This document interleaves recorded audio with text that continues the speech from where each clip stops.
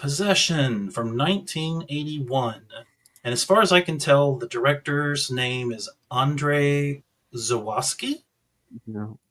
Is that how you would pronounce that, Ben? Yeah. I just want to say he's a Polish filmmaker who passed away in 2016. But this is probably the film he's the most well known for. And it stars Sam Neill and Isabelle Adjani. And Ben, please be my guest and try to tell the audience what this movie's about, because I don't know if I could do it. And I've seen it 3 or 4 times. Okay, so put succinctly, this film is acrimony distilled. Like, okay, what the hell does that mean? So I don't know. That's acrimony, a binism. Yeah, acrimony is like the pain that is inflicted on you, or that you inflict on somebody else that you really care about, and they know how to hurt you. That is this whole movie, basically. And I believe, I'm not 100%, but I believe the director at the time was going through a divorce, and he was channeling that into making this film, and it shows. He said that it was pretty autobiographical in some ways. Yeah. So, synopsis, essentially, Sam Neill plays a businessman who returns home where he lives in Berlin. Neither of the characters, I believe, are German. I think they're both foreign transplants, but in any case, he arrives home and he realizes that he and his wife are very estranged, and he comes to realize that she's been having an affair, and almost immediately these just visceral arguments ensue between Sam Neill and Isabelle Adjani, and they're just so like brutal. Yeah. Like, even before it gets into like physical territory, the screaming, and the way, like, the expressions, well, it's not just anger, it's anguish. Yeah, absolutely. Like, they're both so anguished. They have these all out, just brutal screaming matches, and it does come to blows. And what's interesting though throughout is that, and it's a theme that's explored in like more directly in the film in terms of what comes later, but they both still kind of care about each other. Like, Sam Neill, in between screaming matches, he's like, I don't want to see you this way. I want this to work. I want, and she realizes that she made a mistake having this affair, and she's absolutely ripped apart as a woman. Like, she was lonely, she had an affair, and now she's destroying her family because of it. And that's how she feels about it, and it's tearing her apart and driving her to absolute hysteria. But who is she having the affair with? Right. So originally, like, it turns out she had this boyfriend named Heinrich, a German man who is a very esoteric individual. Like, he's just kind of a rock star character. He believes in kind of new age philosophy and things like that. He's just kind of the antithesis of Sam Neill's character, who he's not cold per se, but he uses the term proper, and he says it's just not proper once he finds out that she's having the affair, and he calls her closest friend to try to get the details. And I feel like the few scenes between the two men, Sam Neill and this German guy, are a little homoerotic too. They're very odd. Yeah, and part of that is kind of the new age approach to the Heinrich character, but so they come to the decision that they're going to separate, and she's going to go live with her boyfriend. A kid too, we should say. And they do have a kid, yes. And those moments he's like the neutral ground for both of them. Yeah. They both individually spend time with the kid, and they each have their tender moments. But you can just literally, there's a moment where Sam Neill crosses the threshold where she's sitting with the kid, and she turns, and she just like absolutely nails that apathetic stare of a woman's scorn. And that it's like such an understated moment, but it's just it's so powerful. Oh, Isabelle Adjani is. Yeah.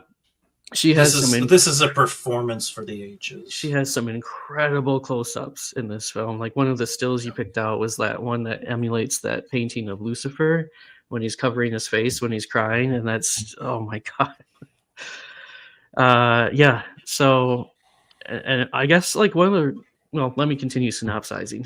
Yeah, you haven't even gotten But- to the octopus screwing. Well, What? yeah. So about, I want to say, halfway through the second act of the film, it's revealed that she's actually having a cheating on Heinrich as well, and it's a revelation to With Heinrich. an And octopus? well, and it kind of crosses into Hellraiser territory, because yeah, there's some kind of Lovecraftian tentacle laden creature Okay. that she's been living with in this rundown apartment there in Berlin. And Sam Neill hires private investigators to try to track this place down, and the private investigators get murdered by her, and I don't know, ostensibly fed to the creature.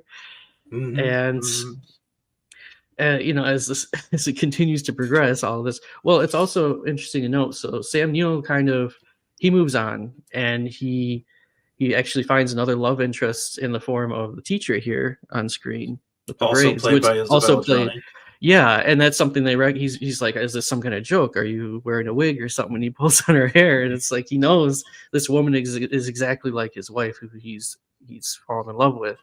And as the story progresses, as Isabella Johnny continues going to, see this creature, it eventually evolves and morphs into an exact clone of Sam Neill. Mhm. And the clone ends up, by the end of the film, well, I don't know if I want to jump it to that point right now, but Oh, I think this is an older movie. Let us play our little thingy. Here comes.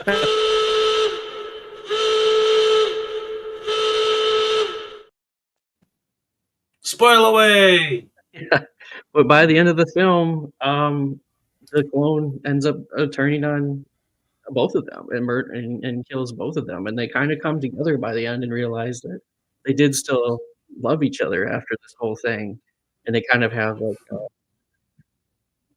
they kind of go out with a bang together, but they got die at the hands of this creature that kind of represents, again, their acrimony. That at the end of the day, they did still love each other, and it is what they wanted, but just both made mistakes and took them.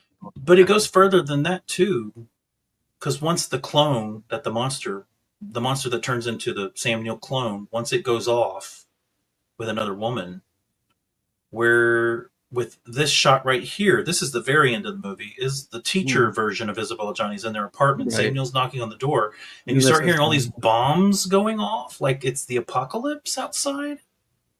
Yeah, it had kind of sort of on the margins. They show the shots of the Berlin Wall, and it's very obvious that the Cold War is going on.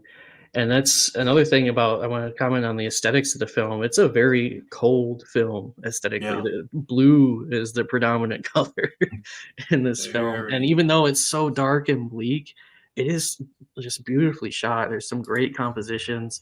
They kind of have these sort of surreal moving camera moments too, like here where he's leaving his job because he wants to focus on his family.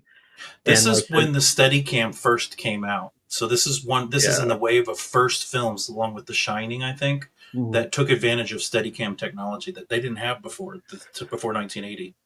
Yeah, so that you definitely have the undercurrents of the Cold War in the background of this film. So that, in my mind, that's kind of like, it's a commentary just as much on that point in history with the explosion Well, at the end and the themes of division. yeah, Right. the characters have doppelgangers, and it's about division. There's like a good version and a bad version of both of the main stars' characters, and then the country of Germany's split with the wall. So I'm not sure that it connects narratively more than that. That just in every way he could, the director was trying to like throw duality and split personality at us. Just I'm not ultimately sure. This is kind of like 2001. I'm not exactly sure Yeah, what the film is telling us to feel, but it certainly is provocative. Yeah, it's definitely it has surreal elements to it too, where it just doesn't play everything straight. Well, screwing an octopus will do. Yeah. There she is. She's screwing I'm right not, there. I'm not gonna lie, Ben. At first, like my mind was starting to wander, and then you said octopus, and I just snapped right back. Well, That's the kind of what director, the film the does, director too. got the financing by going to a guy at Gulf and Western, which owned Paramount at the time, Yeah. and he pitched it as a woman screws an octopus. Yeah. And the they're guy was like, "Okay, here's money. Here's the money. Here's money. Go do it. Yeah. All right. Well, then we have to talk about the centerpiece moment when she has the meltdown, or the miscarriage rather, in the metro tunnel. Well, I want to preface it by just reiterating that this movie is a little bit like 2001, that it confuses me, but I love that it provokes me. This movie's the same way, but this movie is worth recommending to everyone who loves movies in any way, shape, or form, just for Isabelle Adjani, because her performance in this movie is something out of this world. Absolutely. The Cannes film, not that this is the mark of absolute perfection, but the Cannes Film Festival gave her Best Actress that year for this and Quartet that she was also in. That movie sucks ass through a straw, by the way. But this movie is provocative, and she just, whenever she's on screen, she's electric. Like Ben said, just in her looks, just in her eyes. She's a French actress. She's a little bit of a diva, the director says in some of the behind-the-scenes material. And I couldn't understand if she was suicidal during the making of the movie or prior to the making of the movie, but the director talked at some point that she maybe tried to kill herself. Wow. She's a very volatile person, and she has said that it took her years to recover from this performance. So make of that what you will, but yeah, I can believe it. It's what she does in the scene Ben's discussing. Yeah. So she talks about the character of Isabelle Adjani, talks about how her life, like in so many words, she says that her life has been dictated by two sisters, the sisters of chance and the sisters of faith. And after it's revealed she's been doing an octopus and her hysteria kind of reaches a peak, she's coming home with groceries and she goes through a metro tunnel, and then she just absolutely has this. Well, right before that, she goes into a church and just stares at Jesus on the cross. And it's like a camera really high looking down on her. She just like, right here. She's like whining. She doesn't say any like words, but she's just like scared and whining, and like she's like a child being scorned in some way. It's interesting because there's a similar moment with Sam Neill's character in the beginning when he's kind of on his bender and he's trying to call and talk to somebody and he can't even like speak because he's just so, overwhelmed. And I feel like with her, it's like that, but it's also that her faith is gone. That sister of faith in her life that tries to keep, her towing the line of what's socially acceptable and her, as a good person. And then so after that, in the subway tunnel, she just has this absolute fit, and then she just has this, I don't know, just pus and blood coming out from under her dress and things. It just fills the subway, and I think she's the floor. miscarrying. She does say that. She said that was the miscarriage of my faith, and so she just has chance left. But like, it's a bunch of tapioca pudding just kind of coming right out of her down there, like pulling around her, and like blood and tapioca pudding. Like, it's a visceral as F moment. It's a acting, like, I don't know, it might be one of the top 20 absolutely performances of all time. I don't know, but she's outstanding. As Sam Neill's good, but he's not on her level. She's like somewhere else. So you did a good job synopsizing that. Yeah, I have to say too, this film. I'm convinced. You convinced me, Ben. This film has a unique, I don't know, place in my heart, I guess, because I saw it not intentionally, but I saw it at a time like after I was going through a bad breakup, basically. Like I literally just was at Scott's house, and he had that awesome Mondo Vision case for it. And I was like, "What is that?" He's like, "I guess we can watch it." I was afraid to tell you because that meant we might have to watch it again. And I was like, "Oh, I don't know if I'm in the mood for Possession." But we watched it, and again, it was hard to watch at that time in my life for that reason. But it also had a strange catharsis to it. Yeah, it's like vindicating, I guess, to feel that way during a breakup, that acrimony and understanding what it is and why it's so hurtful. Yeah, it's a very powerful film. So for me, on just a base level, it's so pretty to look at that I can watch it. Like it's hard to understand, perhaps, but I just love the aesthetic of it so much, the austerity of it. I love blue. Color movie blue. It's a good way to get me, And these people are beautiful to look at too. So it's just a really pretty film. Yeah, it's like a strange prescription after a breakup to watch this film and also Chungking Express.